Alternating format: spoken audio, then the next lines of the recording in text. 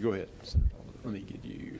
Mr. Chairman, you've been exalted, and I'll echo the exaltation, and I will extend that to Chairman Heath as well. I thought that the meeting this morning laid a nice groundwork, and it was nice to be able to Senator Tillery's, I'm sorry, Mr. Chairman Tillery's point earlier, to be able to ask questions of the Secretary's staff, if nothing else than to inform ourselves and inform our constituents, is to the way that this works. What didn't get discussed today that I think is important to illuminate is the fact that we discovered, really by accident, significant structural flaws in the way that we conduct our elections. We had 4 counties discover thousands of ballots via a risk-limiting audit that was never supposed to happen. The audit wasn't supposed to happen this year. It was supposed to be a pilot that was happening in the future, and it was never envisioned to be every county counting every vote, period. So the system worked because we got lucky. We have a significant problem when we don't know when we finish an election that the numerator matches the denominator. The fact that we don't know the denominator. We hear at one point in time at 6 o'clock one morning that there's 25,000 more votes to go, and then we hear at 10 o'clock that there's 45,000 more votes to go.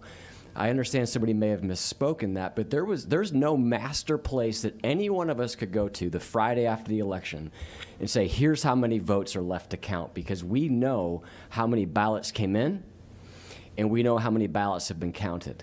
That's simple blocking and tackling when it comes to functioning something like this. This is one big data exercise. And we have to get the blocking and tackling correct to instill confidence in this process. Because when you find thousands of missing ballots, when you hear that one number is still outstanding, then you hear that another number is still outstanding, there's none of us that can stand behind a podium and say this process is working well. We keep hearing this caveat around the irregularities or the fraud. And the caveat is that it's not enough to change the outcome of the election. That's the consistent caveat. Gabe Sterling said in a press conference that he knows there was fraud in this election. How does he know that? Is he wrong? Is he right?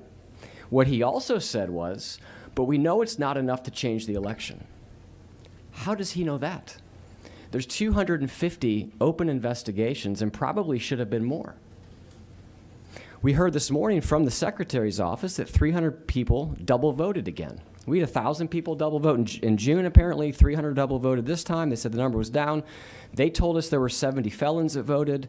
We've heard about thousands of people where their ballots were sent out of state. We were also told that we know that we're asking a lot of the election officials to review 1.3 million signatures, something we've never asked them to do before. The Secretary tells us it's not the best way to do it. But we won't even go through the process to review a random sample of those signatures to figure out how well we did. That's unacceptable. We owe it to ourselves as the people that are charged with the responsibility of getting this process right to understand when the system was stressed and when it was flexed, how did we perform? There's not one business in America that would go through this process and have something change in that manner and do zero review. And ladies and gentlemen, when it comes to the signature match process, we've done zero review. It may have been flawless. I would like to be able to say that it was flawless. But I don't think that any of us believe that it was flawless.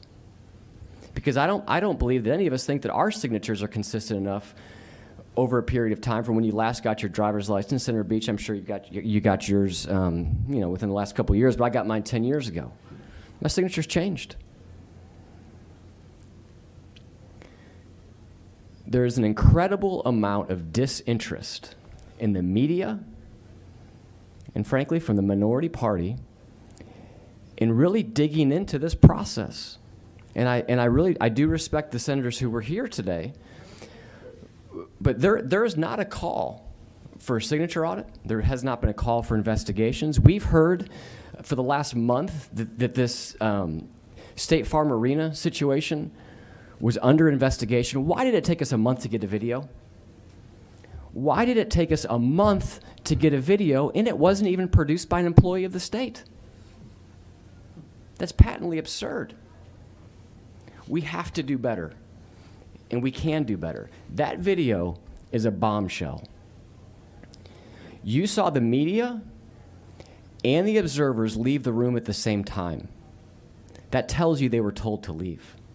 Why were they told to leave?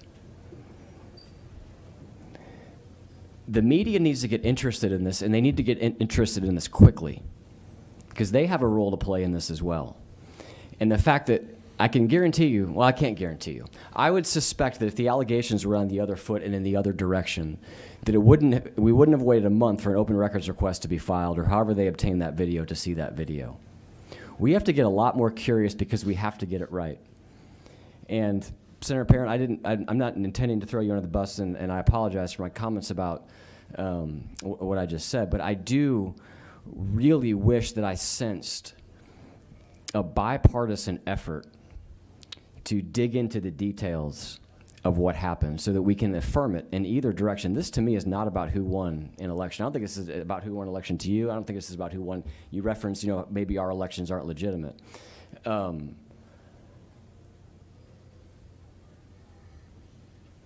We don't know what happened because we haven't lifted up the hood to look. 1.3 million signatures, and we haven't bothered to look. And I would like to link arms with anybody, regardless of party, to get to the bottom of exactly what happened so that we can move forward, and quite frankly, so that we can do a better job and know what laws we need to change. We've all gotten a little bit of a baptism by fire in election law and what our state laws say, but whether it is a special session, which I do think we need to have, or it is when we come back in January, we have our work cut out for us, and we don't know what we need to change unless we look at exactly what happened. Thank you, Mr. Chairman. Senator Heath.